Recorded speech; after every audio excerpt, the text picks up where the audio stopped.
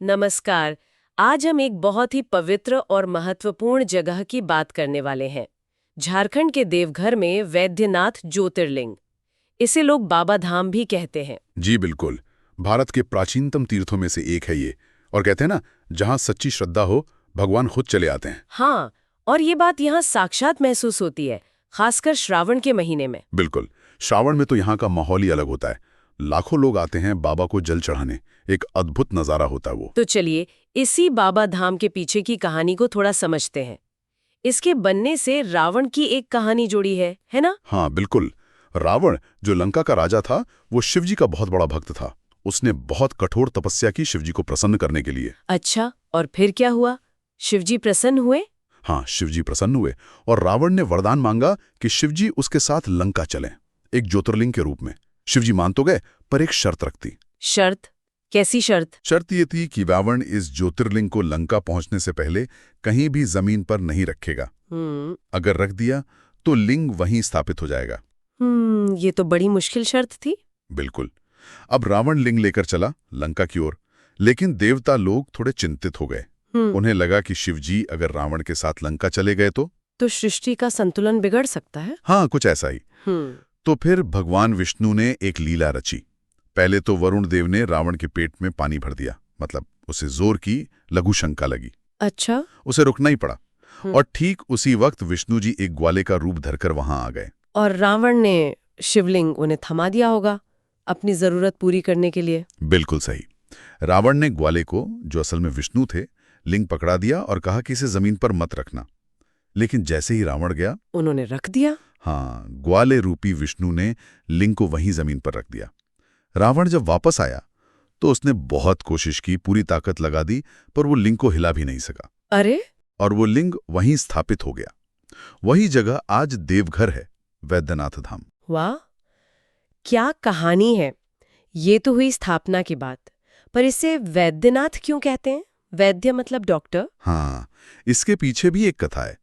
कहते हैं एक बार रावण कैलाश पर शिवजी की घोर तपस्या कर रहा था और भक्ति में इतना डूब गया कि अपने सिर काट काट कर शिवजी को चढ़ाने लगा। अपने सिर?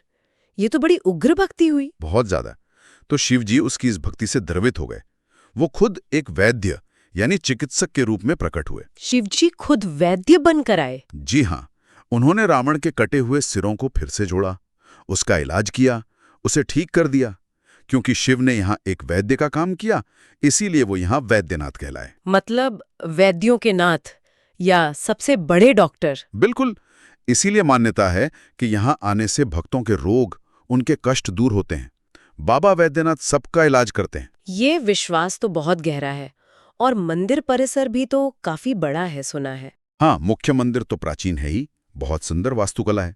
पर वो अकेला नहीं है, वहाँ पूरा 22 मंदिरों का समूह है। बाबा वैद्यनाथ धाम मंदिर परिसर कहते हैं उसे। 22 मंदिर? जी। और यहाँ का जो मुख्य शिवलिंग है वो बहुत शक्तिशाली माना जाता है। लोग मन्नत मांगते हैं और पूरी होने पर गंगाजल चढ़ाने आते हैं। और वो श्रावण वाली कांवड़ यात्रा, उसके बारे में थोड़ा और बताइए। वो तो बहुत प्रसिद्ध है। हाँ, वो तो अद्भुत है। श्रावण के महीने में लाखों लोग, जिन्हें कांवड़िया कहते हैं, बिहार में सुल्तानगंज से गंगा जी का जल लेते हैं अपनी कांवड़ में। सुल्तानगंज से? सपाइनगंज। वो कितनी दूर है? करीब 105 किलोमीटर। और ये पूरी दूरी वो पैदल तय करते हैं, नंगे पांव। 105 किलोमीटर पैदल? नंगे पांव। ये सिर्फ शारीरिक शक्ति नहीं, ये तो मन की आस्था है। अटूट श्रद्धा और संकल्प। आप सोचिए, लाखों लोग केसरिया कपड़ों में कंधे पर कांवड़ लिए बोल बम का नारा लगाते हुए चलते हैं। हाँ, वो गूंज तो महसूस की जा सकती है। पूरा माहौल एक अलग ही ऊर्जा से भर जाता है। भक्ति, उत्साह, एक दूसरे की मदद करने का भाव। वो एक देखने लायक अनुभव होता है। वो सिर्फ एक धार्मिक यात्रा नहीं रहती, एक सामाजिक संगम बन जाता है। तो हमने देखा कि वैद्यनाथ धाम की कहानी कितनी परतों वाली है। रावण की भक्ति है, देवताओं की चिंता, विष्णु की लीला, शिव का करुणा में वैद्य रूप, और इन सब के ऊपर है लाखों करोड़ों लोगों की वो अटूट आस्था जो हर साल उन्हें यहाँ खींच लाती है। ये जगह वाकई इतिहास, पुराण और जीवन श्रद्धा का संगम है। सही कहा। ये सब जानने के बाद एक सवाल मन में आता है, जी, क्या वाकई सच्ची आस्था और विश्वास में इतनी शक्ति होती है कि वो हमारे शारीरिक और मानसिक दुखों को कम कर सके, जैसा वैद्यनाथ की कहानी और यहाँ आने वाले भक्तों का अनुभव बताता है? ये गहरा सवाल है।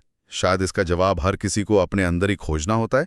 लेकिन यहाँ की ऊर्जा और लोगों की श्रद्धा देखकर लगता तो है कि विश्वास में बहुत शक्ति होती है।